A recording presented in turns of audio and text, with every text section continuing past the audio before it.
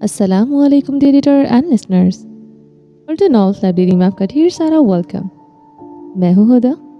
सलीब सकूत बाय हयात इर्तज़ा की episode number 40 है। अगर आपने अभी तक मेरे इस चैनल को सब्सक्राइब नहीं किया तो जल्दी से भी सब्सक्राइब कर दें, लाइक एंड शेयर करें और अपनी राय कमेंट बॉक्स में लाजमी दें। चलें स्टार्ट करते हैं। रात का तीसरा पहर अपनी तमाम तर खामोशियों और गहराइयों के साथ इनके गिर्द मुहित था। कमरे में फैली नीम तारीकी में यारम की आवाज़ किसी पुराने जख्म से रिश्ते लहू की मानिंद धीमी मगर काटतार थी। वो एक एक करके माजी के इन तमाम पर्दों को हटा रहा था जो अब तक इनके दरमियान एक अनकही दीवार बनकर खड़े थे। इसने ईज़ल को बताया कि किस तरह इसे अबीरा से पहली नज़र की मोहब्बत हुई थी। वो एक ऐसा वक्त था जब ईज़ल का यारम की ज़िंदगी में दूर दूर तक कोई निशान न था। और रिश्ता वो एहसास वो अपनी जगह पाकीज़ा था। एक मासूम सी चाहत जो सिर्फ पहली नज़र के सहर तक महदूद थी। यारम ईज़ल के हाथों को अपने मजबूत हाथों के हिसार में लिए इसके बिल्कुल करीब बेड पर बैठा था। दोनों के पांव फर्श की जानिब लटक रहे थे जैसे वो किसी गहरी खाई के दहाने पर बैठे अपनी ज़िंदगी का फैसला कर रहे हों। ईज़ल जिसके दिल की धड़कनें यारम के एक एक लफ्ज़ के साथ अपनी तरतीब खो रही थी, अचानक एक नाकाबिले बयान घबराहट की ज़ेरे असर आई। इसे महसूस हुआ जैसे कमरे की हवा कम पड़ गई हो। वो तड़प कर उठी और तेज़ कदमों से चलती खिड़की के सामने जा खड़ी हुई। इसने एक झटके से भारी पर्दे हटा दिए जैसे वो बाहर की ठंडी हवा को अपने अंदर उतार कर इसकी आग को बुझाना चाहती हो। यारम के इंकशाफात ने इसके वजूद में भड़का दी थी। यारम की बातों में सच्चाई की वो गूंज थी जिसे छुटलाना अब ईज़ल के बस में न था। इसे यकीन करना ही था क्योंकि यारम की आंखों का ठहराव और लहजे का खुलूस झूठ की गुंजाइश नहीं छोड़ रहा था। मगर इस सच के पसे पर्दा एक और अजियतनाक हकीकत भी तो सांस ले रही थी। वो शख्स जो ईज़ल के लिए इसकी कुल कायनात था, जो इसका मान और इसकी पहचान था, आज इसी के सामने खड़े होकर किसी और के लिए अपनी मोहब्बत का इतराफ़ कर रहा था। चाहे वो इसे सिर्फ सच बताने की खातिर था, चाहे वो माजी का एक गुजरा हुआ किस्सा था, मगर ईज़ल का दिल जिसे सीने में फट रहा था, इसे लग रहा था कि इसका सांस रुक जाएगा, वो दम तोड़ देगी। और शख्स जिसे वो सिर्फ अपना समझती आई थी, वो कभी किसी और के शहर में भी गिरफ्तार रहा था। यह ख्याल इसे जिंदा दरगोर करने के लिए काफ़ी था। वो खिड़की से बाहर फैली स्याही को देख रही थी, मगर से कुछ नज़र नहीं आ रहा था। इसकी नज़रों के सामने सिर्फ यारम के वो अल्फाज रक्स कर रहे थे जो अभी थोड़ी देर पहले इसकी सम्मातों से टकराए थे। ईज़ल ने खिड़की के पट से माथा टिका दिया, जहाँ बाहर की ठंडी हवा भी इसके अंदर लगी आग को ठंडा करने में नाकाम थी। यारम जो अब तक बेड पर साकत बैठा था, धीरे से उठा और इसके ऐन पीछे जा खड़ा हुआ। इसके कदमों की चाप ईज़ल के दिल पर हथौड़ों की तरह लग रही थी। ईज़ल, यारम का लहजा थका हुआ था जैसे वो सदियों का सफ़र तय करके अभी लौटा है। वो एक गुजरा हुआ कल था जिसका हमारी आज की ज़िंदगी से कोई ताल्लुक नहीं है। मैंने तुमसे सच इसलिए कहा था ताकि हमारे दरमियान कोई पर्दा न रहे, कोई अधूरी बात हम एक दूसरे से दूर न कर सकें। ईज़ल ने रुख नहीं बदला। इसकी नज़रें अब भी बाहर अंधेरे में किसी अनजान नुक्ते पर जमी थी। आपको लगता है कि सच बोल देने से सब ठीक हो जाता है? इसकी आवाज़ लरस रही थी, मगर इसमें एक अजीब सी कात थी। आपने जिस पाकीज़गी से इस मोहब्बत का जिक्र किया है, वो मेरे लिए जहर बनकर मेरे रगों पैर में उतर रही है। आपके लिए वो गुजरा हुआ कल होगा यारम, मगर मेरे लिए वो उजड़ा हुआ आज बन गया है। यारम ने तड़प कर उसके कंधे पर हाथ रखना चाहा, मगर ईज़ल के वजूद से फूटती बेजारी ने इसे रुकने पर मजबूर कर दिया। ईज़ल, खुदा के लिए समझने की कोशिश करो। इंसान के माजी में कुछ बाब ऐसे होते हैं जिसकी मर्जी के बगैर लिखे जाते हैं। मेरा हाल, मेरा मुस्तकबिल, मेरी तमाम तर चाहते हैं सिर्फ आपके लिए है। क्या ये काफ़ी नहीं? ईज़ल ने गहरा सांस लिया, जैसे डूबता हुआ इंसान आखिरी बार हवा को फेफड़ों में भरने की कोशिश करता है। इसने मुड़कर यारम की आंखों में देखा, जहाँ इल्तिजा और सच्चाई का इम्तिजाज था। काफ़ी कैसे हो सकता है? इसने दबी दबी चीख के साथ कहा, जिस दिल को मैं अपनी मलकियत समझती थी, वहाँ किसी और के नाम के निशान आज भी इतने गहरे हैं कि आप इन्हें मिटाने की बजाय मुझसे बांट रहे हैं। आपने मुझे सच नहीं बताया यारम, आपने मुझे तोड़ दिया है। यारम बेबसी से इसे देखता रह गया था। अल्फाज इसके हलक में फंसकर रह गए थे। इसे अंदाज़ा था कि सच्चाई की रोशनी ईज़ल में दुनिया में अंधेरा कर देगी, मगर सच बताने के सिवा कोई रास्ता भी तो नहीं था। यारम ने कदम आगे बढ़ाया और ईज़ल के लरसते शानों पर अपने दोनों हाथ रख दिए। इस गिरफ्त में वो मजबूती थी जो बिगड़ते हुए वजूद को थाम लेने का हुनर जानती थी। इसने ईज़ल के माथे के करीब झुककर निहायत मध्यम मगर पुरएतमाद लहजे में कहा, मैंने अल्लाह को हाजिर और नासिर जानकर पूरी हकीकत तुम्हारे सामने रख दी है। ईज़ल, मेरा रब गवाह है कि मैंने एक लफ्ज़ भी हीरा फेरी नहीं की और ना ही उससे तुमसे कुछ छुपाया है। इसकी आवाज़ में सच्चाई की वो खनक थी जो रूह की गहराइयों तक उतरती महसूस हो रही है। खुदारा, अपने दिल को थोड़ा सा नरम करो। हमारा रिश्ता बहुत खूबसूरत है, मैं इसे किसी कीमत पर ख़राब होने नहीं दूंगा। इसने ईज़ल को आहिस्ता से अपनी हिसार में लेते हुए खुद से मज़ीद करीब कर लिया, जैसे वो इसे ये बावर करवाना चाहता हो कि माजी का कोई भी साया इनके हाल की इस गुर्बत को धुंधला नहीं सकता।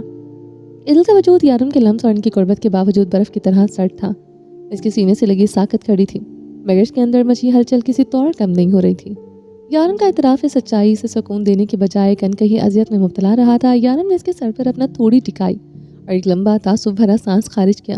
ایزل، کڑوا، سچ کڑوا ضرور ہوتا ہے مگر جڑوں کو مضبوط کر دیتا ہے۔ میں نہیں چاہتا کہ کل کوئی اور شخص ہماری خوبصورت دنیا میں زہر گھولے، جو تھا وہ میں نے کہہ دیا۔ اب یہ تمہارے ہاتھ میں ہے کہ تم اس سچ کو قبول کر کے مجھے تھامتی ہو یا اس ماضی کی آگ میں ہمارا مستقبل جلا دیتی ہو۔ ایزل نے ایک جھٹکے سے خود کو یارم کے حصار سے آزاد کروایا اور چند قدم پیچھے ہٹ گئی۔ اس کی آنکھوں میں آنسوؤں کی نمی تھی، مگر لہجے میں ایسی برف باری تھی جو یارم کے وجود کو مجمد کر رہی تھی۔ مجھے معاف کر دیں یارم، میں جانتی ہوں آپ نے اللہ کو حاضر و ناصر جان کر مجھ پر احسان کیا اور سب سچ کہہ دیا، مگر سب کے باوجود میں آپ کو معاف نہیں کر سکتی۔ اس کی آواز میں ایک عجیب سی شکستگی تھی۔ جانتے ہیں کیوں؟ کیونکہ میں ایسی ہی ہوں، اور یہ بات میں نے آپ کو پہلے بتا دی تھی۔ اس لیے اپنے سینے پر ہاتھ رکھا جیسے وہ وہاں لگنے والے زخم کو چھپا رہی ہو۔ جب میں سوچوں گی کہ آپ نے کسی اور کو ٹوٹ کر چاہا تو مجھے لگے گا کہ آپ کی شخصیت بچی کچی محبت کی بھیک میری جھولی میں آ کری ہے، وہ محبت جس میں آپ کی اپنی کوئی رضا شامل نہیں تھی۔ بس بڑوں نے زبردستی کا رشتہ باندھ دیا تھا۔ ایزل کا لہجہ اب زہر میں بجھا ہوا محسوس ہو رہا تھا، اور میں بے وقوف لڑکی اپنی محبت پر آپ پر نچھاور کرتی رہی، جبکہ آپ مجھے دھتکارتے رہے۔ پھر ایک دن شاید آپ کو میری اس پاگل پن والی محبت پر رحم آ گیا تھا اور آپ نے خیرات کے طور پر اسے میری جھولی میں ڈال دیا۔ یہ سب سوچ کر میرا دم گھٹتا ہے۔ یارم، مجھے نہیں چاہیے ایسی محبت جو ترس کھا کر دی گئی ہو۔ اس نے ایک سرد آہ بھری اور کھڑکی سے باہر دیکھتے ہوئے تلخی سے مسکرائی۔ وہ تو ہر طرح سے خوش قسمت نکلی۔ اسے دو مردوں نے چاہا اور اس قدر ٹوٹ کر چاہا کہ ان کے لیے اپنی جان تک دینے کو تیار ہو گئے، اور میں اتنی بدقسمت ہوں کہ وہ دونوں شخص مجھے اپنی جان سے زیادہ عزیز ہیں۔ ایزل کے آخری الفاظ نے یارم کے ذہن میں ایک دھماکہ سا کر دیا تھا۔ وہ بری طرح چونکا اور ساکت کھڑا سے دیکھنے لگا۔ وہ دونوں شخص، اس کا دماغ تیزی سے گھومنے لگا۔ ایزل کا اشارہ کس کی طرف تھا؟ یارم ان الفاظ کا مطلب سمجھنے سے قاصر تھا، مگر ایزل کے چہرے پر پھیلی اذیت یہ بتا رہی تھی کہ اس سے پہیلی کے پیچھے کوئی بہت گہرا دکھ چھپا ہوا ہے۔ میں سمجھا نہیں، دوسرا مرد کون؟ یارم کے لہجے میں ایک اندھے کھار سے آج تھا اور آواز سچ کے خوف سے کانپ رہی تھی۔ وہ ایک پولیس افسر تھا، ایک ایسا پیشہ ور ذہن رکھنے والا شخص جو ایک چھوٹی سی کڑی ملنے پر الجھی ہوئی گتھیوں کو سلجھانے کی پوری مہارت رکھتا تھا۔ اس کی ذہانت کا اعتراف محکمے بھر میں کیا جاتا تھا، مگر اس وقت اس کی اپنی زندگی کی بساط پر ایک ایسا مہرہ آ کر گرا تھا جس نے اسے حیران کر دیا تھا۔ اس کے دماغ میں جو پہلا خیال تیزی سے اچانک آیا وہ اسے زبان تک لانے کی اس میں ہمت نہیں تھی۔ وہ اس ہولناک سچ کو سوچنا بھی نہیں چاہتا تھا، مگر ذہن کی اسکرین پر یادوں اور الجھنوں کا ایک طوفان مچ گیا تھا۔ چند ہی سیکنڈوں میں اس نے تمام کڑیوں کو جوڑنے کی کوشش کی۔ ایزل کے بھائی کو اس نے آج تک نہیں دیکھا تھا، اور جب سے آریان ابیرہ کو لے کر غائب ہوا تھا اس کا بھی کہیں پتہ نہیں تھا۔ یارم کے ماتھے پر پسینے کی بوندیں چمکنے لگی۔ ایزل نے ابھی کہا تھا کہ وہ دونوں شخص اسے اپنی جان سے زیادہ عزیز ہیں۔ اس کا مطلب کیا تھا؟ کیا وہ خود یارم تھا اور دوسرا اس کا اپنا بھائی یعنی آریان؟ کیا یہ خیال اس قدر تکلیف دہ اور اذیت ناک تھا کہ یارم کا دل بری طرح سے دھڑکنے لگا؟ اگر آریان وہی شخص تھا جس نے ایزل کی زندگی میں یہ خلا پیدا کیا تھا تو یہ رشتہ کسی بڑے طوفان کا پیش خیمہ ثابت ہونے والا تھا۔ یارم نے بے یقینی سے ایزل کے چہرے کی طرف دیکھا جہاں دکھ کی انگنت پرچھائیاں رقص کر رہی تھیں۔ ایزل، کیا تم آریان کی بات کر رہی ہو؟ اس کا سوال فضا میں کسی بھاری پتھر کی طرح گرا، جس کے جواب پر ان دونوں کا مستقبل منحصر تھا۔ اب گھبرانے کی باری ایزل کی تھی۔ آریان کے نام پر اس نے بری طرح چونک کر یارم کی جانب دیکھا تھا۔ ان دونوں کے درمیان آج تک کبھی اس کے بھائی کے نام کو لے کر کوئی تفصیلی بات نہیں ہوئی تھی، اور جہاں تک ایزل کو علم تھا اس نے یارم کو کبھی اپنے بھائی کا نام نہیں بتایا تھا۔ اس اچانک اطلاعات پر اس کا چونکنا تو لازم تھا، مگر وہ جلد سنبھل گئی تھی۔ جی ہاں، آریان خان وہ دوسرا شخص ہے اور وہ میرا بھائی ہے۔ ایزل کا یہ جملہ محض ایک اعتراف نہیں تھا بلکہ ایک ایسا دھماکہ تھا جو براہ راست یارم کے سر پر کیا گیا تھا۔ ایک لمحے کو تو اسے اپنے سامنے اندھیرا چھاتا ہوا محسوس ہوا تھا۔ اس نے سن رکھا تھا کہ دنیا گول ہے، مگر اس قدر گول کی زندگی اتنی جلد گھوم کر وہیں آ کر رکے گی جہاں سے سب شروع ہوا تھا، یہ اس کے وہم و گمان میں بھی نہ تھا۔ یارم نے کرب کے عالم میں اپنے بالوں میں انگلیاں پھنسائیں اور مٹھیوں کو اس زور سے بھینچا کہ اس کے ہاتھوں کی رگیں تن گئی۔ وہ بیڈ کے کنارے پر اس طرح بیٹھا تھا کہ جیسے اگر وہ اس وقت سہارا نہ لیتا تو شاید وہ وہیں ڈھیر ہو جاتا۔ اس کا دماغ سن ہو رہا تھا اور دل کی دھڑکنیں اس بھیانک سچائی کے بوجھ تلے دب رہی تھی۔ ایزل نے اس کے ساکت دیکھ کر ایک تلخ مسکراہٹ اپنے لبوں پر سجائی۔ سے اندازہ نہیں تھا کہ آریان کا نام اس پر اس قدر گہرا اثر کرے گا، یا شاید وہ اب بھی ان تمام کڑیوں سے ناواقف تھے جو یارم کے ماضی کو اس کے بھائی سے جوڑتی تھی، مگر اصل سچ تو اسے ابھی سامنے آنا باقی تھا۔ یارم نے ایزل کو سب کچھ بتایا تھا، اپنی محبت کا اعتراف کیا تھا، اپنی ذات کے حوالے سے اس نے वो तारीख गोशा छुपा लिया था कि अबीरा अगवा हो चुकी थी। इसने ये नहीं बताया था कि वो आज तक लापता है, और ना ही शख्स के बारे में कि कोई जिक्र किया था जिसने इसके अरमानों का खून किया था। यारम का मकसद सिर्फ इतना था कि वो अबीरा के किरदार पर कीचड़ नहीं उछालना चाहता था। वो इसके लिए महज एक नाम नहीं, बल्कि इसके दिल में एक पाकीज़ा दुआ की तरह बसी हुई थी। सच्ची मोहब्बत करने वाले कभी भी अपने चाहने वालों की तस्लीम नहीं करते, चाहे वो इनसे हमेशा हमेशा के लिए दूर की क्यों ना हो जाए। इसने ईज़ल का ये इस सच का ये हिस्सा सिर्फ इसलिए छुपाया था ताकि अबीरा की इज्जत पर कोई आंच ना आए। इसे क्या खबर थी कि इस सच का यही छुपाया हुआ हिस्सा इसे अपनी बस्ती बसाई ज़िंदगी को तहस नहस कर देगा। इसे अंदाज़ा ही नहीं था कि जिस शख्स पर पर्दा पोशी वो अपनी मोहब्बत के मान में कर रहा है, वही शख्स इसके शरीक हयात का मान इसका भाई आर्यान है। कमरे में छाई खामोशी अब किसी तूफान का पेश खैमा लग रही थी। यारम के कानों में ईज़ल की आवाज़ अब भी गूंज रही थी, वो मेरा भाई है। ये 4 अल्फाज यारम के लिए किसी जल्लाद की तलवार साबित हुए थे, जिसने इसके माजी और हाल के दरमियान मौजूद हर पर्दा गिरा दिया था। वो अब भी बेड के किनारे सर झुकाए बैठा था, मगर इसके अंदर एक लावा सा उबल रहा था, एक ऐसा दहकता हुआ लावा जो किसी भी वक्त फट सकता था। चुप क्यों है? अब क्या कुछ नहीं बोलने को? ईज़ल की आवाज़ में इस्तज़ा और बेचैनी का मिला जुला तासुर था। यारम की तवील खामोशी इसे अंदर ही अंदर किसी अनजाने खौफ में मुब्तला कर रही थी। वो चाहती थी कि यारम बोले, इसे झुठलाए या कम अज़ कम कोई रद्द अमल तो ज़ाहिर करे। यारम ने धीरे से अपना सर उठाया। इसकी आंखें जो अभी कुछ देर पहले तक एतराफ़ मोहब्बत की नरमी लिए हुई थी, अब दहकते अंगारों की तरह सुर्ख हो रही थी। इसने एक गहरा और सर्द सांस खारिज किया, जैसे अपने अंदर उबलते हुए लावे को काबू में करने की कोशिश कर रहा हो। बहुत कुछ है बोलने को ईज़ल, अब तो शायद इतना कुछ है जिसे तुम बर्दाश्त न कर सकोगी। इसका लहजा इतना सपाट और यकबस्ता था कि ईज़ल के वजूद में एक सनसनी से दौड़ गई थी। वो अपनी जगह साकत खड़ी से देखती रह गई थी। तुम्हें लगता है कि मेरी कहानी ख़त्म हो गई? नहीं ईज़ल, मेरी लव स्टोरी का जो असल विलन है, जिसने मेरी ज़िंदगी की तमाम खुशियाँ गारत की, वो तो तुम्हारा सगा भाई आर्यान निकला। ये अल्फाज यारम ने दांत पीसते हुए कहे, जैसे वो हर हर्फ को चबा रहा हो। ईज़ल के कदमों तले जैसे ज़मीन निकल गई। विलन? आर्यान? आप ये क्या कह रहे हैं यारम? इसके लहजे में बेयकीनी और सदमे की लहर साफ नुमाया थी। उसे गुमान भी नहीं था कि जिस भाई को वो अपना मान समझती है, वो यारम की नज़र में एक मुजरिम ठहरेगा। हाँ ईज़ल, अब तो बात करने को बहुत कुछ है। अब तो वो पर्दे भी गिरेंगे जिन्हें मैंने सिर्फ इसलिए थाम कर रखा था कि किसी की तजलील ना हो, मगर अब सच्चाई का ये जहर हम दोनों को पीना ही होगा। ईज़ल चंद लम्हों के लिए समझी, जैसे बिखरे हुए वह होशो हवास को यकजा कर रही हो। इसके जहन की स्क्रीन पर वो तमाम अनासर फिल्म की तरह चलने लगे जो अब तक धुंधले थे। वो तो अब तक सिर्फ अपनी मोहब्बत का मातम मनाने में मगन थी, जबकि आर्यान ने इसे साफ लफ्ज़ों में खबरदार किया था कि ईज़ल के शौहर ने इसकी बीवी के साथ इश्क लड़ाने की जुर्रात की है। इसे आर्यान की कही हुई एक एक बात याद आने लगी। ईज़ल की शख्सियत ही ऐसी थी, वो हमेशा किसी ऐसे नुक्ते पर अपनी सोच मुजम्मन कर लेती और बाकी हक़ाइक़ को पसे मंज़र में डाल लेती। आज भी इसके साथ यही हुआ था। ये सब तो इसे बहुत पहले समझ जाना चाहिए था, मगर जज्बात की शिद्दत ने इसे अंधा कर रखा था। यारम ने अब तक जो कुछ इसे बताया था, इसमें सच्चाई तो बहुत हद तक मौजूद थी, मगर इसने दानिस्ता तौर पर अबीरा के अगवा वाला हिस्सा छुपा कर दिया था। इस अधूरे सच ने कहानी में ऐसी उलझनें पैदा कर दी थी जिनका सिरा ईज़ल को नहीं मिल रहा था, मगर अब यारम के मुंह से आर्यान का नाम सुनते ही इसके जहन में मौजूद तमाम कन्फ्यूजन दम तोड़ गई। अब इसे किसी वजाहत की ज़रूरत नहीं थी। वो समझ चुकी थी कि कहानी का ताना बाना कहाँ से जुड़ा है। यारम की माजी की मोहब्बत, आर्यान की नफ़रत और इनके दरमियान पिसती हुई इसकी अपनी ज़ात, सब कुछ आईने की तरह साफ़ हो चुका था।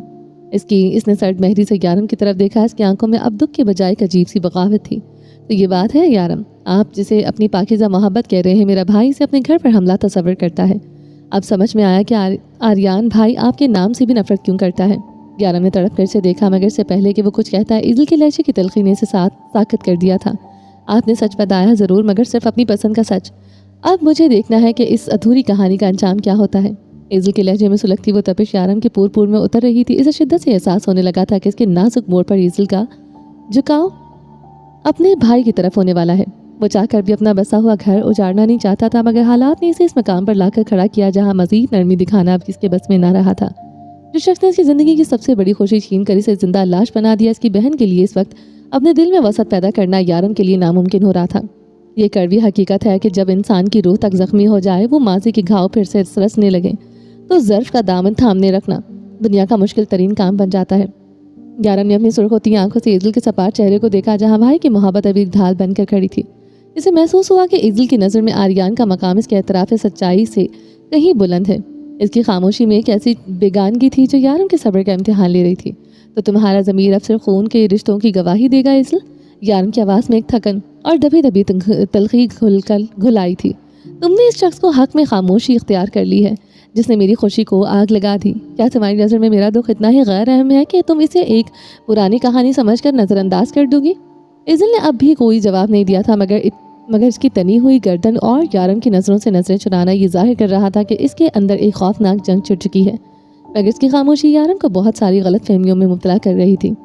कभी एक रिश्ते को बचाने के लिए हम अपने किसी ख़ास रिश्ते का नुकसान कर देते हैं। इज़ल, अगर यहाँ मुजरिम तुम्हारा भाई ना होता तो इस रिश्ते को बचाने के लिए तुम्हारे कदमों में भी बैठ जाता। यारम के लहजे में दुख और गुस्से की एक अजीब आमेज़िश थी।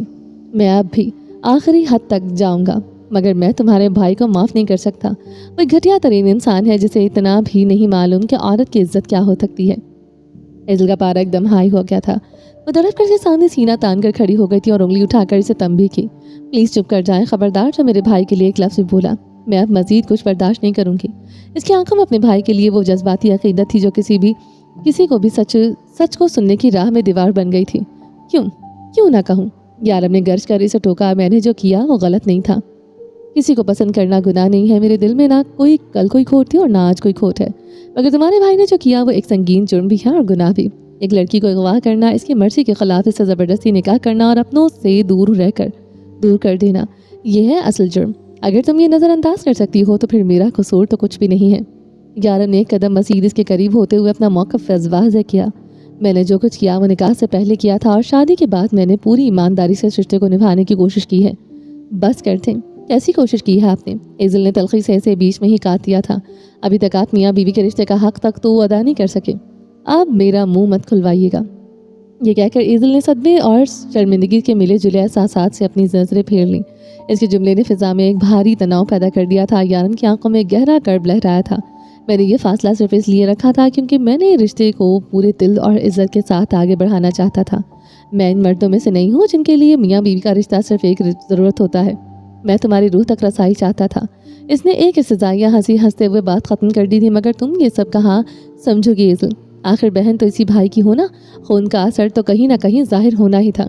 यारम के इस बेसाख्ता और दो टोक जवाब ने इज़ल को एक लम्हे के लिए लाजवाब कर दिया था। वो साकित खड़ी से देखती रह गई थी, जैसे यारम की शख्सियत की इस नई और शफाफ तह को समझने की कोशिश कर रही हो जहाँ असूल और जज्बात के दरमियान एक वाज़ेह लकीर खिंची हुई थी। मेरी सोच इतनी महदूद नहीं है कि इज़ल, मेरा नसीब सिर्फ वो गलत है जो मोहब्बत की आड़ में घर की दहलीज पार कर जाए और अपने ही घर वालों को धोखा देकर इनका सर छुटका दे। इसके अलावा मेरे ख्याल में कोई मोहब्बत गुनाह नहीं है, बशर्ते वो पाकीज़ा हो। यारम की आवाज़ में ऐसी खुद एतमादी थी जो सिर्फ सच्चे इंसान के लहजे में होती है। इसने भी बात जारी रखते हुए इज़ल की आंखों में झांका, जहां अब गुस्से की जगह हैरत ने ले ली थी। अगर शादी से पहले तुमने किसी को पसंद किया होता और किसी भी वजह से तुम्हारी शादी से ना हुई पाती तो मैं तुमसे कभी इस पर सवाल न करता। मैं इन मर्दों में से नहीं हूँ जो माजी के खंडरात पर हाल की इमारत गिराने के कायल हूँ। कमरे में छाई खामोशी अब इतनी बोझल नहीं रही थी, मगर तनाव अब भी बरकरार था। यारम का यह एतराफ़ इज़ल के लिए गैर मुतवक्को था। इसे लगा था कि यारम भी रिवायती मर्दों की तरह माजी की बात पर इसे ताना देगा या शक की निगाह से देखेगा, मगर यहाँ तो मामला ही बरअक्स था। इज़ल ने कुछ कहना चाहा, मगर अल्फाज इसके लबों पर आकर दम तोड़ गए थे। यारम इसके वस्ते ज़र्फ़ ने इसे एक लम्हे के लिए अपने भाई से के दिफा के कहे गए कड़वे अल्फाज पर शर्मिंदा सा कर दिया था, मगर अन्ना अब भी आड़े आ रही थी। फजर की पुरनूर अज़ानें फ़िज़ा में गूंजने लगी थी। रात का आखिरी पहर अपनी तमाम तर तलखियों और अनकही बातों के साथ रुखसत हो रहा था। दूर कहीं मस्जिदों से उठती अल्लाहु अकबर की सदाएं खामोशी में फ़िज़ा की में एक अजीब सा सुकून खोल रही थी। अज़ानों के एहतराम में दोनों ही एकदम खामोश हो गए थे। कमरे में फैला हुआ जहरीला तनाव जैसे इन मुक़द्दस आवाज़ों के शहर में दब सा गया था। इज़ल जो अभी कुछ देर पहले तक शोले बरसा रही थी, अब सर झुकाए साकत खड़ी थी, जबकि यारम की नज़रें खिड़की से बाहर फैली इस सफ़ेदी पर जमी थी जो अंधेरे को चीरकर नमूदार हो रही थी। रात भर की बहस, इल्ज़ामात और माजी की खंडरात की खुदाई ने इन दोनों को थका दिया था। अजान की हर सदा जैसे इनके ज़मीर पर दस्तक दे रही थी। दुनिया के झगड़े अपनी जगह, मगर इसके सामने सरबसजूद होना ही असल सुकून है। यारम ने गहरा सांस लिया और माथे पर आए पसीने को साफ करते हुए इज़ल की जानिब देखा, जो अब भी अपनी जगह मुजम्मन थी। इस खामोशी में अब गुस्सा नहीं था, बल्कि एक गहरा दुख और बेबसी थी जो इन दोनों के दरमियान एक खलीज बनकर हायल हो चुकी थी। सूरज की पहली किरण फूटने में अभी कुछ देर बाकी थी, मगर इनकी ज़िंदगी में जो अंधेरा इस रात ने फैलाया था, इसके छटने की आसार अभी दूर दूर तक नहीं नजर आ रहे थे। کمرے کی بوجھل فضا میں سفیدی کی پہلی مدھم کرن دستک دینے لگی تھی، ستارے رخصت ہو رہے تھے اور نماز کا وقت ہو چکا تھا۔ یارم نے ایک تھکا ہوا رخ بدلا اور خاموشی سے وضو کے لیے قدم بڑھا تھی۔ ایزل ساکت کھڑی سے دیکھتی رہی۔ وہ جانتی تھی کہ یارم چاہے کتنے ہی گہرے کرب یا دکھ میں کیوں نہ ہو، وہ اس فریضے کو قضا نہیں کرتا۔ اس کی زندگی میں یہ پابندی ایک ایسی ٹھوس حقیقت تھی جسے ایزل نے ہمیشہ قدر کی نگاہوں سے دیکھا تھا، مگر آج اس کے دل میں صدمے کی جو دیوار کھڑی تھی اس نے ہر نقش دھندلا کر دیا تھا۔ کچھ دیر بعد وہ باہر نکلا تو پانی سے شفاف قطرے اس کے چہرے اور ہاتھوں سے اب بھی ٹپک رہے تھے۔ کمرے کی خاموشی میں ان قطروں کی فرش پر گرنے کی ہلکی سی چاپ بھی ایزل کے اعصاب پر ضرب لگا رہی تھی۔ یارم نے ایزل کی جانب دیکھنا بھی گوارا نہ کیا، جیسے اس وقت وہ صرف اپنے رب کی حضور پیش ہونے کے لیے خود کو تیار کر چکا ہو۔ اس نے ایک لمحے کے لیے توقف کیا، پھر اپنی سپاٹ اور بوجھل آواز میں ایزل کی سمت دیکھا۔ جائے نماز کہاں ہے؟ اس کا سوال مختصر مگر ایک حکم کی طرح فضا میں گونجا تھا۔ ایزل نے بنا کچھ کہے الماری کی جانب قدم بڑھایا اور ایک نفیس جائے نماز نکال کر خاموشی سے اس کی طرف بڑھا دی۔ یارم نے اسے تھاما تو ایک لمحے کے لیے اس کے پوروں نے ایک دوسرے کو چھوا، مگر اس لمس میں وہ پرانی حدت غائب تھی، صرف ایک یک بستہ بگان کی باقی رہ گئی تھی۔ یارم نے جائے نماز بچھائی اور قبلہ روح ہو کر نیت باندھ لی۔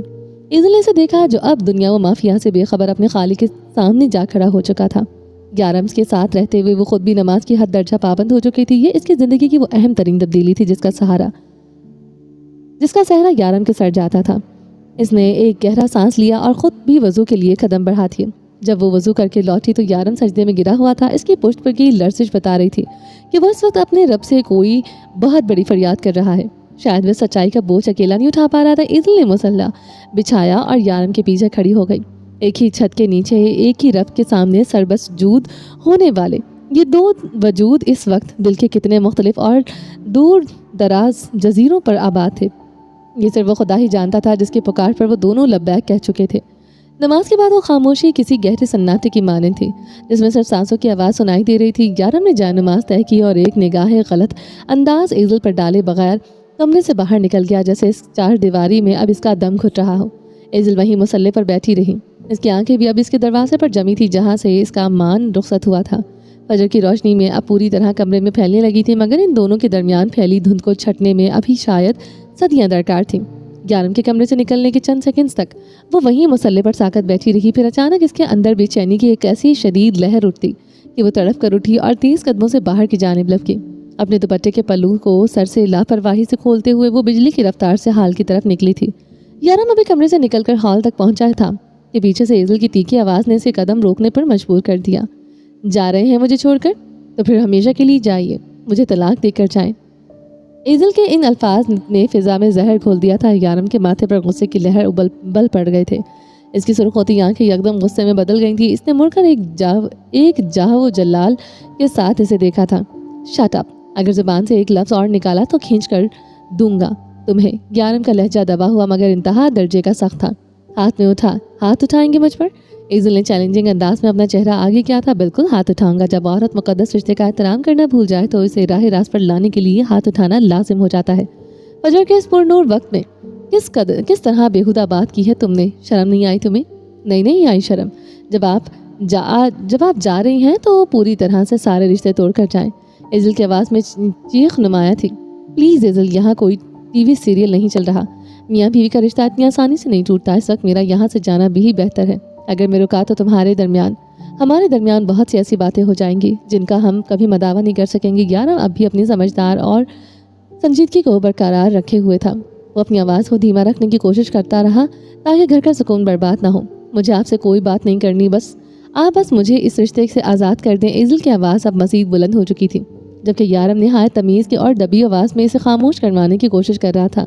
یہ اس کی پختہ شخصیت کی نشانی تھی کہ وہ جذبات میں آ کر لابالی نہیں ہو رہا تھا۔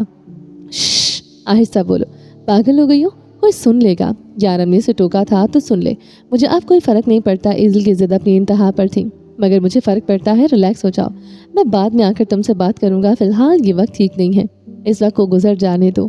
پاگل مت بنو، جذبات سے رشتے سلجھتے نہیں بلکہ مزید الجھ جاتے ہیں۔ ایزل کی آواز اس قدر بلند تھی کہ ایزل کے والدین جو پوری رات بے چینی میں جاگتے رہے اور انتظار میں تھے کہ شاید صبح ہونے تک معاملہ سلجھ جائے، اپنے کمرے سے باہر نکل آئے۔ فجر کے وقت اس طرح بلند آوازیں سن کر اس کے ڈرے ہوئے چہروں نے بتایا تھا کہ مسئلہ سلجھنے کے بجائے مزید الجھ چکا ہے۔ وہ دونوں تیز قدموں کے ساتھ ہال کی جانب بڑھ رہے تھے۔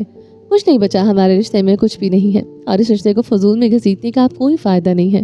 میں آپ کی ہر بات سہ لوں مگر یہ برداشت نہیں کر پا رہی کہ آپ دل میں کوئی اور تھا۔ وہ اب بے اختیار سے انداز میں چلائی تھی۔ چپ کرو کم عقل لڑکی، ایزل کی ماں نے تڑپ کر آگے بڑھتے ہوئے اسے کندھوں سے پکڑ کر بری طرح جھنجھوڑ ڈالا تھا۔ ان کے چہرے پر خوف اور شرمندگی کے ملے جلے تاثرات تھے کہ فجر کے اس مقدس وقت میں ان کی بیٹی کس قدر پست ظرفی کا مظاہرہ کر رہی ہے۔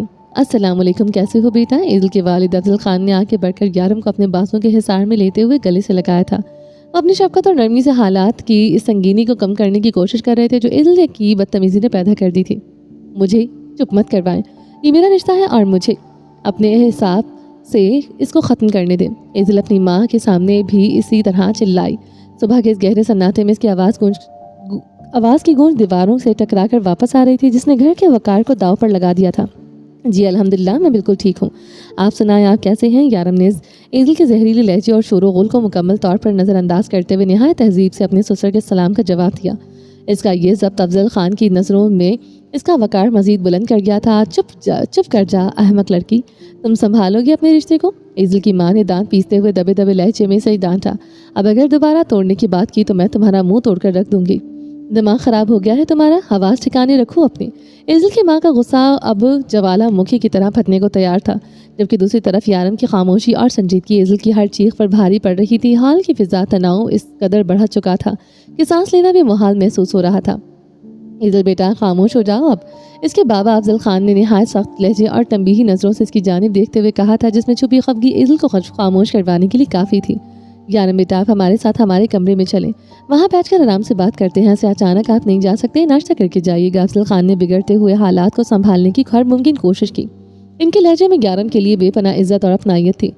نہیں انکل، شکریہ، انشاءاللہ میں بعد میں آ جاؤں گا، اس وقت میرا یہاں سے جانا ہی بہتر ہے۔ یارم نے اپنی وزاداری برقرار رکھتے ہوئے انکار کیا تھا۔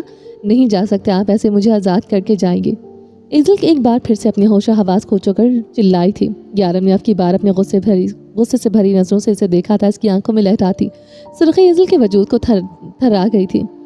کچھ دیر کے لیے اپنی زبان بند کر لو گی تو شاید تمہارا دماغ کام کرنا شروع کر دے۔ سمجھ بھی آ رہا ہے کہ کیا بول رہی ہوں؟ بے وقوف لڑکی۔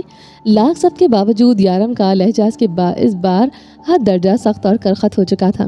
بیٹا تم صبر سے کام لو، اس لڑکی میں عقل کی بہت کمی ہے۔ ایزل کی ماں نے غصے سے اپنی بیٹی کی جانب دیکھا اور پھر یارم کے سر پر بڑی محبت اور شفقت سے ہاتھ رکھا۔ انہیں تو اب تک یارم سے ڈھنگ سے ملنے کا موقع بھی نہیں ملا تھا۔ اس سے پہلے ہی ایزل نے تماشا کھڑا کر دیا تھا۔ آنٹی پلیز مجھے اس وقت جانے دیں، اگر میں یہاں رکا تو یہ چپ نہیں کرے گی، اور اگر یہ اسی طرح بولتی رہی تو مسئلہ مزید خراب ہو جائے گا۔ یارم حقیقت پسندی سے کام لے رہا تھا۔ وہ یہاں سے فوراً نکل جانا پسند چاہتا تھا، کیونکہ اس وقت اس کے دل و دماغ میں ایک ایسی جنگ چڑھی ہوئی تھی جسے سنبھالنا خود اس کے لیے مشکل ہو رہا تھا۔ اس تمام تر اشتعالات کے باوجود وہ عقل مندی سے اس رشتے کو سلجھانے کی کوشش میں لگا تھا۔ وہ بچپن سے اپنے بابا سے یہ بات سنتا آیا تھا کہ مشکل وقت میں مرد کا صبر کسی بہت بڑی مصیبت کو ٹال دیتا ہے۔ آج وہ اپنی اسی ذہانت سے اور اپنے صبر کو شاید آزمانا چاہتا تھا، مگر ایزل کی ضد اسے اندر سے کمزور کر رہی تھی۔ کیسی ماں ہے آپ؟ ہمیشہ آپ کو مجھ پر ہی عقل کی کمی نظر آتی ہے۔ اس شخص نے جو کیا ہے اس کے بعد بھی ایک دم چپ کر جاؤ ایزل۔ افضل خان کی گرجدار آواز ہال میں گونجی۔ کیا ہم نے تمہاری تربیت یہی کی ہے کہ تم اپنے باپ کے سامنے کھڑے ہو کر لحاظ تک بھول جاؤ؟ خاموش ہو جاؤ اب۔ ہر چیز کو بلند آواز میں چیخ پکار کر کے نہیں سلجھایا جاتا۔ رشتوں کی نزاکت کو سمجھو، تم کوئی چھوٹی بچی نہیں ہو جس کی ہر ضد پوری کر جائے۔ افضل خان کے اس دبدبے اور اچانک غصے نے ایزل کو اندر تک لرزا دیا تھا۔ وہ یکدم خاموش ہو گئی۔ ایک باپ کا رتبہ ہی ایسا ہوتا ہے کہ اس کی ایک جلال بھری نظر بڑے سے بڑے طوفان کو تھما دیتی ہے۔ ایزل نے سر جھکا لیا، مگر اس کے سینے میں اٹھتا غبار اب بھی اس کے چین نہیں لینے دے رہا تھا۔ بیٹا تم میرے ساتھ میرے کمرے میں چلو۔ افضل خان اب یارم کو اپنے ساتھ لے جانے پر بضد تھے۔ ایک باپ ہونے کے ناطے وہ کیسے اپنی بیٹی کا بستا ہوا گھر اجڑتا دیکھ سکتے تھے۔ یارم کا اس طرح تلخی کے ساتھ گھر سے نکل جانا اس کے دل میں ایک انجانا دھڑکا پیدا کر رہا تھا کہ شاید یہ رشتہ اب کبھی جڑ پائے۔ اس کی نظریں اب اس مسئلے کو ابھی اسی وقت سلجھانا ضروری تھا، مگر شاید یہی اس کی سب سے بڑی غلط فہمی تھی۔ یہ وقت سلجھانے کا نہیں تھا، بلکہ جذباتی طوفان کو تھمنے کے لیے وقت دینا تھا۔ یارم یہی سمجھانے کی کوشش کر رہا تھا کہ اس وقت کو گزر جانے دیا جائے، کیونکہ شور و غل میں سچائیاں دب جاتی ہیں۔ اسی بلند آواز کو ہنگامے کی وجہ سے آریان خان، جو ہمیشہ سے چوکس نیند سونے کا عادی تھا، ہڑبڑا کر اٹھ گیا۔ اس نے اپنے کمرے کا دروازہ کھولا اور ہال کی جانب بڑھا۔ آریان کے باہر نکلتے ہی عبیرہ کی آنکھ بھی کھل چکی تھی اور وہ بھی سہمے ہوئے قدموں کے ساتھ اس کے پیچھے ہو لی۔ دوسری جانب روشانے بھی اس کی غیر معمولی شور کی وجہ سے اپنا دروازہ کھول چکی تھی اور حیرت زدہ نظروں سے اس منظر کو دیکھ رہی تھی۔ اگر اس وقت کوئی باہر نہیں آیا تو وہ سارم تھا، جو شاید اس تمام تر صورتحال سے بے خبر اپنی نیند کی دنیا میں گم تھا۔ یارم نے جیسے ہی آریان کو سامنے سے آتے دیکھا، اس کے وجود میں ایک بار پھر وہی سرد لہر دوڑ گئی تھی۔ وہ شخص جس نے اس کی زندگی برباد کر دی تھی اب اسی کے سامنے کھڑا تھا۔ فضا میں تناؤ اب بھی آخری حدوں کو چھو رہا تھا۔ کیا ہو رہا ہے یہاں؟ سب خیریت تو ہے؟ آریان نے سیڑھیوں سے اوپری دہانے سے فکر مندی سے پوچھا تھا، مگر جیسے ہی اس کی نظر سامنے کھڑی یارم پر پڑی، اس کے لہجے کی فکر مندی ایک دم ہولناک نفرت میں بدل گئی تھی۔ اصل قیامت تو اب ٹوٹنے والی تھی۔ آج وہ دو شخصیتیں ایک دوسرے کے مقابل آ گئی تھیں، جن کا آمنا سامنا اس وقت کسی بڑے دھماکے سے کم نہیں تھا۔ تم گھٹیا انسان، تمہاری یہ ہمت کہ میرے گھر آ کر میری بہن پر چلاؤ؟ آریان جتنا سمجھ سکا تھا وہ ایزل کی چیخیں اور یارم کی موجودگی تھی۔ وہ بپھرے ہوئے شیر کی طرح دہاڑتا ہوا سیڑھیوں سے نیچے اترا اور آتے ہی نہ آؤ دیکھا نہ تاؤ یارم کا گریبان پکڑ لیا۔ اگلے ہی لمحے اس نے اپنے پے در پہ دو مکے یارم کے چہرے پر جڑ دیے۔ یہ وہ اشتعال تھا جس کی اس وقت قطعی ضرورت نہیں تھی۔ یارم جو اس وقت بالکل توقع نہیں کر رہا تھا کہ آریان سے اس کا سامنا یوں ہوگا، ایک لمحے کے لیے حیران رہ گیا۔ اس کا دھیان ہی نہیں گیا تھا کہ یہ آریان کا گھر ہے اور وہ اس وقت یہاں موجود ہو سکتا ہے۔ وہ تو اپنی ہی سوچوں کے گرداب میں الجھا ہوا تھا کہ اچانک یہ آفت آن پڑی۔ دوسری جانب سیڑھیوں کے پر کھڑی عبیرہ نے دہشت سے اپنے منہ پر ہاتھ رکھ لیا تھا۔ اسے لگا جیسے اس کی روح جسم سے نکل رہی ہو۔ وہ بدحواسی میں سیڑھیوں کا پائیدان تھامتے ہوئے وہیں بیٹھ گئی تھی۔ اس کا سر بری طرح چکرانے لگا تھا۔ ایک تو رات سے کچھ کھانا کھانے پینے کی وجہ سے نقاہت تھی اور اوپر سے یہ ہولناک منظر۔ رات تو آریان کی بے پناہ محبت اور قربت کے سحر میں بہت خوبصورت گزری تھی، مگر اس پرسکون رات کی صبح ایسی خونخوار ہو گئی، یہ اس نے خواب میں بھی نہ سوچا تھا۔ اپنی نازک حالت اور سٹریٹس کی وجہ سے اس کا دم گھٹ رہا تھا۔ ایزل بھی اس منظر کو دیکھ کر ساکت رہ گئی تھی، لاکھ ناراضگی سہی، مگر وہ اپنے بھائی اور شوہر کے درمیان اس طرح کی ہاتھا پائی نہیں چاہتی تھی۔ افضل خان اور ان کی بیگم تو ہکے بکے رہ گئے تھے۔ وہ بدحواسی میں انہیں چھڑوانے کی کوشش کرنے لگی۔ آریان، ہوش کے ناخن لو، یہ کیا کر رہے ہو؟ افضل خان گرجے، اس میں گھٹیا انسان کو زندہ نہیں چھوڑوں گا۔ اس کی جرات کیسے ہوئی میرے گھر میں قدم رکھنے کی؟ آریان غصے سے پاگل ہو رہا تھا۔ یارم اس کے اچانک حملے کی وجہ سے اپنا توازن برقرار نہ رکھ سکا اور پیچھے موجود صوفے پر جا گرا۔ آریان اس کے اوپر جھکا، اب بھی مکوں کی بارش کر رہا تھا، مگر یہ سب کب تک چل سکتا تھا؟ یارم بے شک اس حملے کے لیے تیار نہیں تھا، مگر وہ ایک تربیت یافتہ پولیس آفیسر تھا۔ اگلے ہی لمحے اس نے پوری قوت سے پاؤں مارتے ہوئے آریان کو دھکا دیا، جس سے وہ دور جا گرا۔ اب باری یارم کی تھی۔ جیسے ہی آریان زمین پر گرا، یارم اس رکاب کی طرح جھپٹا اور مکوں کی بارش شروع کر دی۔ دونوں ہی جاندار اور مضبوط شخصیت کے مالک تھے۔ ایک پولیس کی سخت تربیت کا نچوڑ تھا تو دوسرا باقاعدگی سے جم کرنے اور خود کو فٹ کر رکھنے کے لیے مشہور تھا۔ دونوں کے جاندار مکوں کا نتیجہ یہ نکل رہا تھا کہ دونوں کے جبڑوں سے خون رسنے لگا تھا۔ پورے ہال میں گوشت پر پڑنے والے مکوں کی آوازیں گونج رہی تھی۔ خدا کے لیے چھوڑ دے آریان بھائی، یارم رک جائیں۔ ایزل کی دیوانہ وار چلا رہی تھی، جبکہ سیڑھیوں پر بیٹھی عبیرہ کا سر چکرانے لگ رہا تھا اور اس کا لرزتا ہوا جسم کسی بھی وقت ساتھ چھوڑنے کو تیار تھا۔ گھٹیا ہو تم بھی مجھے گھٹیا کہہ رہے ہو؟ یارم کی آواز میں مہینوں کا وہ کرب تھا، وہ تڑپ، وہ وحشت بول رہی تھی جو عبیرہ کو کھونے کے بعد اس کے سینے میں دفن تھی۔ انسان جب زخموں کو ضبط کے لبادے میں چھپا لیتا ہے تو اس کا یہ مطلب نہیں ہوتا کہ وہ بھر گئے، بلکہ ایک ایسا لاوا بن جاتے ہیں جنہیں اگر چھیڑا جائے تو تباہی مقدر بن جاتی ہے۔ یارم خان لاہو بالی نہیں تھا، وہ جذباتی نہیں تھا، بلکہ رشتوں کی قدر کرنے والا واہوار مرد تھا۔ مگر اس کے سینے میں بھی تو ایک دل دھڑکتا تھا جس میں عبیرہ کی پاکیزہ محبت کی خوشبو رچی بسی تھی۔ اس دل کی کرچیاں کرنے والا آریان خان آج اس کے عین سامنے تھا، جس کی وجاہت اور تیکھا غصہ اس کی پہچان تھے۔ یہ دونوں قداور اور پرکشش مرد، جس کی مردانہ وجاہت کسی کو بھی متوجہ کرنے کا حق رکھتی تھی، اس وقت ایک خونی منظر کا حصہ بنے ہوئے تھے۔ یارم کے صبر کا پیمانہ لبریز ہو چکا تھا۔ اس نے ایک جھٹکے سے اپنی شرٹ کے نیچے بندھی بیلٹ سے وہ سروس پسٹل نکالا جو ہمیشہ اس کی حفاظت کے لیے ساتھ رہتا تھا۔ ہال میں موجود ہر شخص کی سانس حلق میں اٹک گئی جب یارم نے پسٹل کا ٹریگر کھینچتے ہوئے اسے براہ راست آریان کے سینے پر تان لیا۔ نہیں، خدا کا واسطہ ہے رک جائیں۔ اس مچی ہوئی دہائی کے پیچھے ایک تھکی ہوئی مریض سی آواز ابھری۔ نہ جانے اس نازک وجود نے اتنی ہمت کہاں سے آئی کہ وہ سیڑھیوں سے گرتی پڑتی بدحواسی میں نیچے پہنچی۔ نہیں، میں آپ کے آگے ہاتھ جوڑتی ہوں، ایسا مت کریں۔ یہ محض ایک آواز نہیں تھی، یہ یارم کی کبھی کل کائنات تھی۔ یارم کا ہاتھ فضا میں ساکت رہ گیا تھا، وہ جیسے تیسے جی پتھر کا ہو گیا تھا۔ اس کی دہکتی نظریں سامنے کھڑے چہرے پر جمی تھی جسے وہ اپنی یادوں کے بند کمروں میں سنبھالے ہوئے تھا۔ ابیرہ اس وقت بالکل بھی ٹھیک نہیں لگ رہی تھی۔ اس کا دوپٹہ سر پر نہیں تھا کیونکہ وہ جلدی میں کمرے سے نکلی تھی۔ سیاہ بال شانوں پر بکھرے ہوئے تھے اور ہلکے رنگ کے نائٹ سوٹ میں اس کی گندمی رنگت اجڑی سی لگ رہی تھی۔ وہی سحر انگیز معصوم چہرہ جس پر یارم کی پہلی نظر میں فدا ہوا تھا آج التجا لیے اس کے سامنے کھڑا تھا۔ یارم کی آنکھوں کے کئی رنگ بدلے، حیرت، دکھ اور صدمہ، اور پھر ایک ناقابل بیان ذیت۔ اسے یقین نہیں آ رہا تھا کہ ابیرہ کی خاطر اس نے اپنی زندگی داؤ پر لگا دی تھی۔ وہ آج اسی مجرم کے دفاع میں اس کے سامنے ہاتھ جوڑ کر کھڑی ہے جس نے اسے اغوا کیا تھا۔ یارم کا پستل تھاما ہوا ہاتھ ہلکا سا لرزا، مگر اس کی نظریں ابیرہ کے مرجھائے ہوئے چہرے سے ہٹ نہیں رہی تھی۔ یارم کے وجود میں ایک زلزلہ سا برپا تھا۔ یہ کیا تھا جو اس لمحے محسوس کر رہا تھا؟ کیا یہ وہی پرانی محبت تھی جس کی راگ سے وہ اپنا دامن جھٹک چکا تھا؟ اسے تو گمان تھا کہ اس نے تڑپ سے پیچھا چھڑا لیا ہے۔ اسے تو لگا تھا کہ اس نے ایزل کے ساتھ اپنے نئے رشتے کو پورے دل سے قبول کر لیا ہے۔ تو پھر یہ کیا تھا؟ اس کا دل اس وقت اسے کون سا پیغام دے رہا تھا؟ دوسری جانب ابیرہ کو یوں دشمن کے سامنے ہاتھ جوڑے دیکھ کر آریان کا خون کھول اٹھا تھا۔ اسے موت کا کوئی ڈر نہیں تھا۔ وہ تو ہمیشہ اپنی موت کو ہتھیلی پر لیے گھومنے والوں میں سے تھا، مگر اس کی بیوی، اس کی انا، اس کی محبت، اس شخص کے سامنے ہاتھ جوڑنا جو اس کی نظر میں دنیا کا سب سے بڑا دشمن تھا، آریان کے لیے لمحہ مٹنے کا تھا۔ ہاتھ نیچے کرو ابیرہ، ہاتھ نیچے کرو۔ تم اس کے سامنے ہاتھ چھوڑو گی؟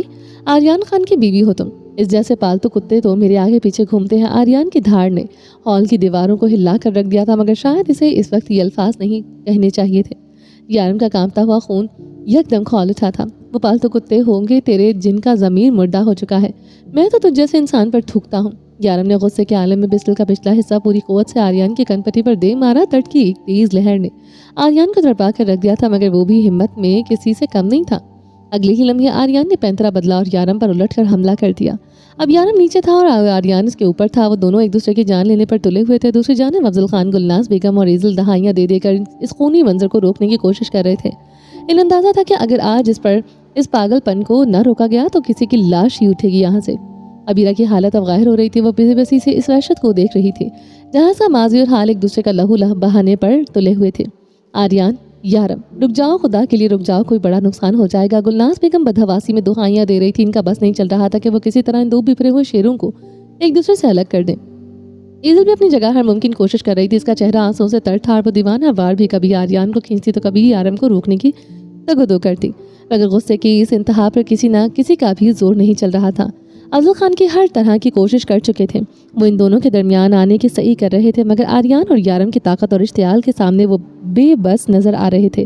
حال کی فضا مکوں کی آوازوں اور کربناک چیخوں سے بوجھل ہو چکی تھی۔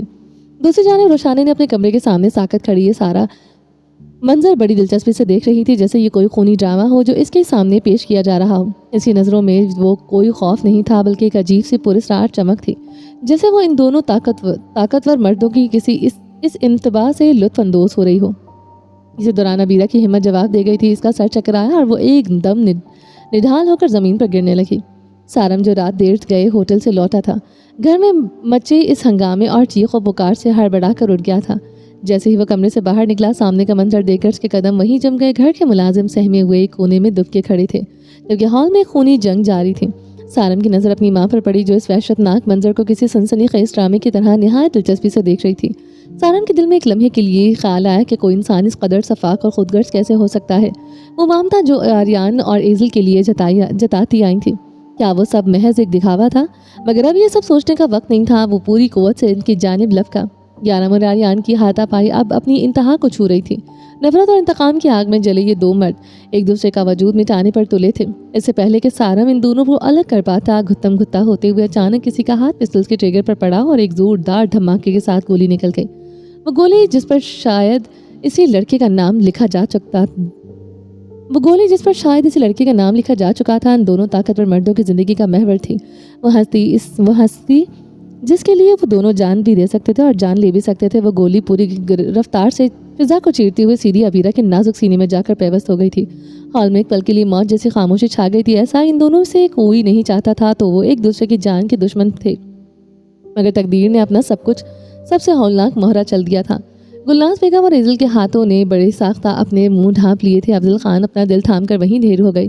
سارم کے قدم زمین میں گھڑ گئے تھے، مگر اس بھیانک خاموشی میں ایک چہرہ ایسا تھا جس کے لبوں پر زہریلی مسکراہٹ رقص کر رہی تھی۔ روشان اس کی آنکھوں کی چمک بتا رہی تھی کہ وہ کتنی شفاق اور بے رحم عورت ہے۔ اس کی برسوں کی بددعائیں جیسے آج قبول ہو گئی تھیں۔ اس نے اپنی آنکھوں سے ابیرہ کو لہو لہان ہوتے دیکھ لیا تھا۔ وہ تو بھلا خوش کیوں نہ ہوتی۔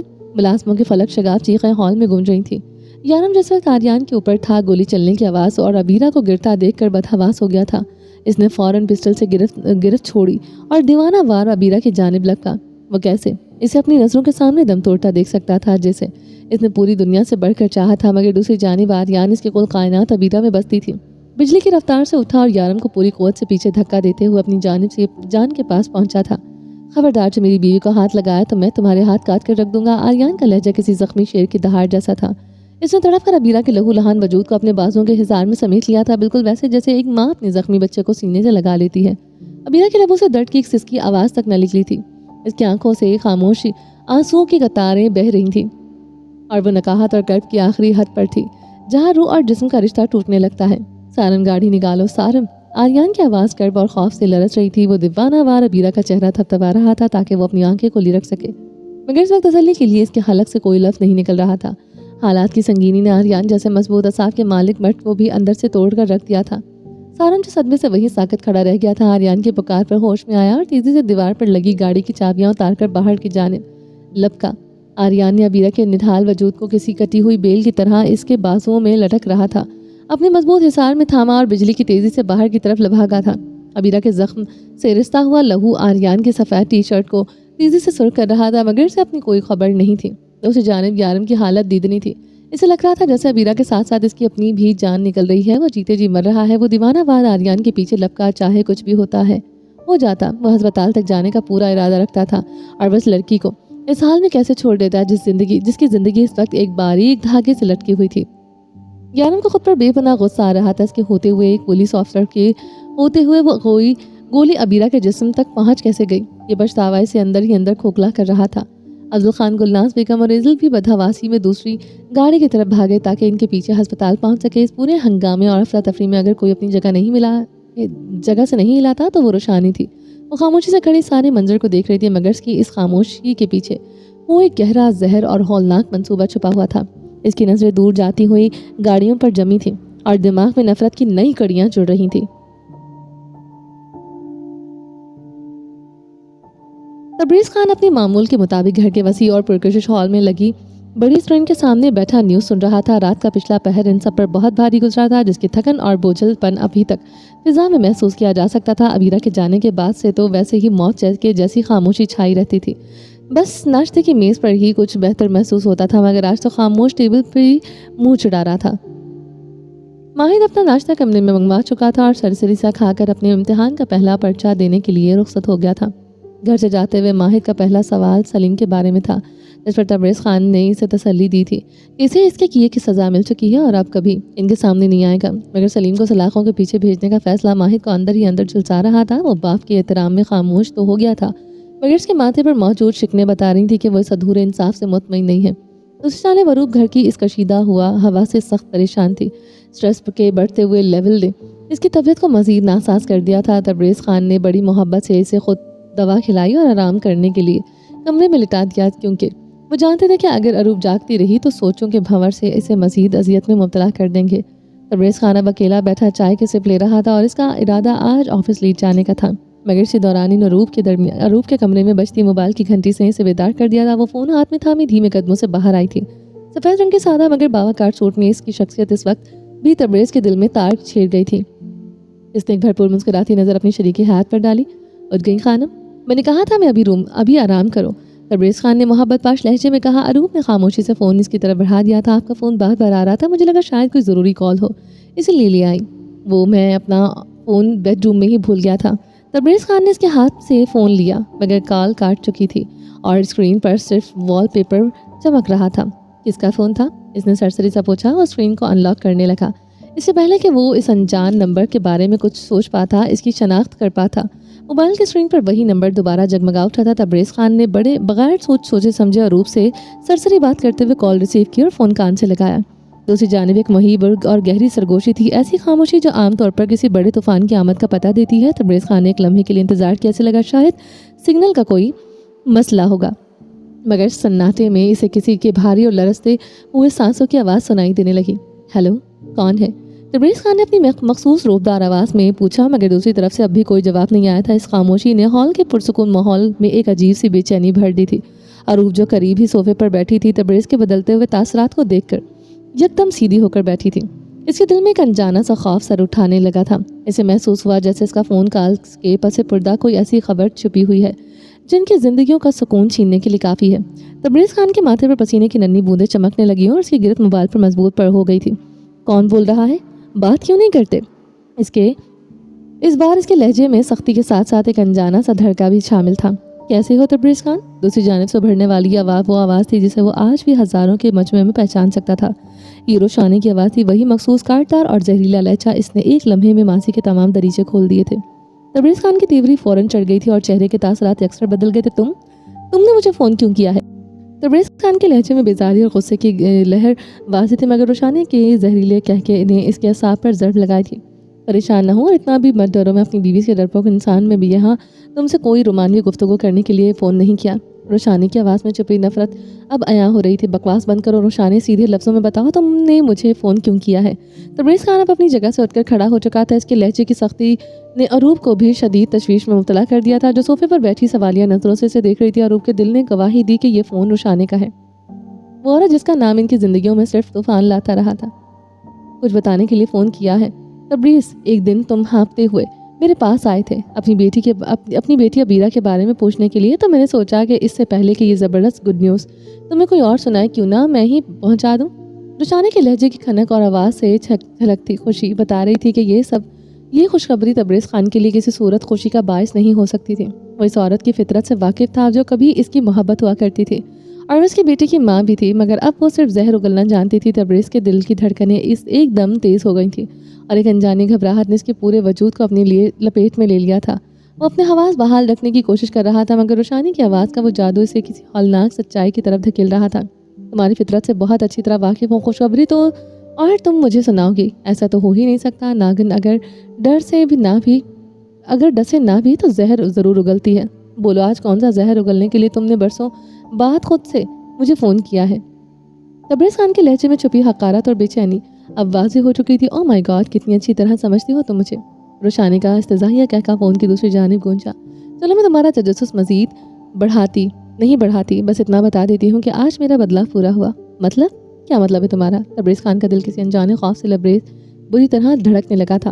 मतलब ये तुम्हारी बेटी बहुत जल्द मरने वाली है, या शायद अब तक मर चुकी हो। मैंने सोचा ये खुशखबरी तुम तक पहुँचा दूँ इससे पहले कि कोई और बताए। क्या बकवास कर रही हो तुम? क्या हुआ है अबीरा को? तबरेज़ खान दहाड़ा। इसकी आवाज़ सुनकर अरूप का दिल जैसे बंद होने लगा। वो लरसते हुए कदमों के साथ तबरेज़ के मुकाबला खड़ी हुई। दूसरी जानिब रोशानी की मकरू हंसी का सिलसिला जारी था। ये मकरू हंसी बंद करो और बताओ मेरी बेटी कहाँ है? क्या हुआ है इसे? अगर इसे कुछ हुआ तो मैं तुम्हारी जान ले लूँगा। तबरेज़ खान गुस्से और कर्ब के आलम में आप इसे बाहर हो रहा था। क्यों? मेरी जान किस हिसाब से लोगे? मैंने कुछ नहीं किया। खुदा गवाह है, इसे मारने वाला तो इसका अपना शौहर है। वो आशिकों की भीड़ लगा कर रखेगी या आशिक बनाएगी। इश्क किसी और से शादी किसी और से और भागी किसी और के साथ, तो फिर ये सब तो होना ही था। दो आशिकों के बीच फंस गई और लग गई गोली। बकवास बंद करो। मेरी बेटी के लिए अगर अच्छा नहीं बोल सकती तो बुरा भी मत बोलो। घटिया औरत। तबरेज़ की आंखें खून आलूद हो रही थी। घटिया? तुम घटिया हो। तुम्हारी वो बेटी जिसके बाप का पता ही नहीं, और घटिया तुम्हारी वो बीवी जिसने मेरा घर तोड़ा। जाओ अपनी बेटी की जाकर लाश ले आओ और उसे दफना देना। पता नहीं अब तुम्हें लाश भी मिलती है या इसका शौहर वो भी नहीं छोड़ता। इसने सफाकी से फ़ोन बंद कर दिया और इसके साथ ही तबरेज़ के घर में जैसे तैसे किसी कयामत टूट पड़ी हो। अरूफ के पैर तले से ज़मीन निकल गई थी और वह तबरेज़ खान का हाथ लरस कर सोफे के पुष्ट पर टिक गया था। क्या हुआ है खान? क्या हुआ है? प्लीज़ कुछ तो बोले। अबीरा को क्या हुआ है? अरूफ रोते हुए तबरेज़ खान के शानों को दीवाना आवाज़ झंझोड़ रही थी, मगर तबरेज़ लब ताकत थे जैसे आवाज़ हलक में पत्थर बन गई हो। मुझे नहीं पता, मुझे कुछ नहीं पता कि क्या हुआ है, पर कुछ गलत हो गया है। बस अल्लाह से दुआ करो कि हमारी बेटी जहाँ भी हो ठीक हो।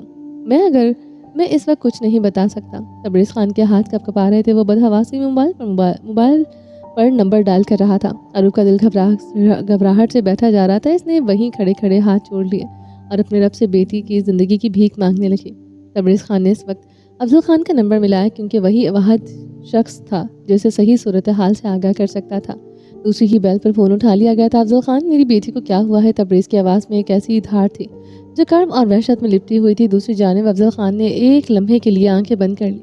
اس کے پاس دینے کا کوئی تسلی بخش جواب نہیں تھا. اسے گولی لگی ہے تبریز. افضل خان کے ان لفظ نے تبریز کے پیروں تلے زمین نکال دی تھی. اگر میری بیٹی کو کچھ ہوا افضل خان تو میں تم لوگوں کی اینٹ سے اینٹ بجا دوں گا. یاد رکھنا میری بات. تبریز خان غصے اور دکھ سے پاگل ہو رہا تھا. تبریز یہ وقت ان باتوں کا نہیں ہے. بس دعا کرو کہ ہم اس کے لیے دعا کر رہے ہیں. اس وقت ہم اسے نیشنل ڈیفنس ہسپتال لے کر جا رہے ہیں. تم بھی فوراً وہاں پہنچ جاؤ. میں بھی آ رہا ہوں اور دعا کرو کہ میری بیٹی کو کچھ نہ ہو ورنہ میرے لیے ہر رشتہ بے معنی ہو جائے گا. میں کسی کا کوئی لحاظ نہیں رکھوں گا. اگر میری بیٹی نہیں تو میرے لیے اس دنیا میں کچھ بھی نہیں. تبریز نے دہاڑتے ہوئے فون بند کر دیا. عروف کی حالت اب گرنے والی ہو رہی تھی. خدا کا واسطہ ہے بتا دیں کیا ہوا ہے. اس کی آواز دم توڑ رہی تھی. تبریز خان نے اسے تڑپ کر اپنے گلے سے لگایا. اسے محسوس ہو رہا تھا کہ اس کا اپنا دل پھٹ جائے گا. تبریز خان نے نہایت بہادر اور مضبوط اصاف کا مرد تھا مگر اس وقت اس کی سرخ لرزتی ہوئی آنکھوں میں دیکھ کر عروف سمجھ چکی تھی کہ اب کچھ بھی ٹھیک نہیں رہا. بتائیں نا کیا ہوا ہے. ابیرہ کو گولی لگ گئی ہے. اسے اسپتال لے کر جا رہے ہیں. یہ سنتے ہی عروف کا سر چکرا گیا تھا. وہ ایک دم لڑکھڑا کر وہیں ڈھیر ہو گئی. اس کی آنکھیں بند ہو چکی تھی اور وہ بے ہوش ہو گئی تھی. تبریز خان جس کی اپنی آنکھیں آنسوں سے لبریز تھیں اسے فوراً اٹھا کر صوفے پر لٹایا اور اسے ہوش میں لانے کی کوشش کرنے لگا. تقدیر کا کیسا قہر تھا کہ ایک ہی وقت میں اس کی بیٹی زندگی اور موت کی جنگ میں لڑ رہی تھی. آج کے شریک ہاتھ صدمے سے نڈھال تھی. تبریز خان نے لرزتے ہاتھوں سے پانی کا گلاس اٹھایا اور صوفے پر ڈھیر عروف کے چہرے پر چھینٹے مارے. عروف ہوش کرو. عروف اس کی آواز اس وقت کرب سے بھری ہوئی تھی. چند لمحوں بعد عروف نے کراہتے ہوئے آنکھیں کھولی تو سامنے تبریز کا دکھ سے بوجھل چہرہ تھا. ہوش آتے ہی اسے وہ ہولناک سچ یاد آیا اور وہ دیوانہ وار رونے لگی. میری بیٹی, میری ابیرہ خان, ہمیں ابھی جانا ہوگا. میری بیٹی کو کچھ نہیں ہو سکتا. اگر اسے کچھ ہوا تو میں مر جاؤں گی. وہ سسکتے ہوئے اس کا ہاتھ تھام کر کھڑی ہونے کی کوشش کرنے لگی. تمہاری حالت ٹھیک نہیں ہے عروف. تم گھر پر رہو, میں جا رہا ہوں. نہ. تبریز نے اسے سنبھالتے ہوئے روکنا چاہا. عروف نے تڑپ کر اس کی جانب دیکھا. میں کیسے رہ سکتی ہوں. میری بیٹی زندگی اور موت کے بیچ چل رہی ہے اور میں یہاں گھر بیٹھی رہوں. خدا کا واسطہ ہے مجھے ساتھ لے کر چلے. میں تڑپ کر مر جاؤں گی.